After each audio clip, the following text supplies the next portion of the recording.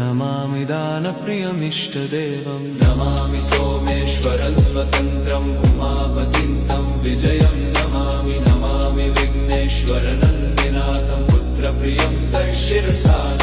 नमामि देवं भवदुःखशोकविनाशनं चन्द्रधरं नमामि नमामि गङ्गाधरमीशमीड्यमुमाधगं देववरं नमामि नमाम्यजादिशपुरन्दरादिसुरासुरैरचितपादपद्मं नमामि देवी मुखवादनान इक्षार्थमक्षित्रितयं यैष पञ्चामृतैर्गन्धसुधूपदीपैर्विचित्रपुष्पैर्विधैश्च मन्त्रैः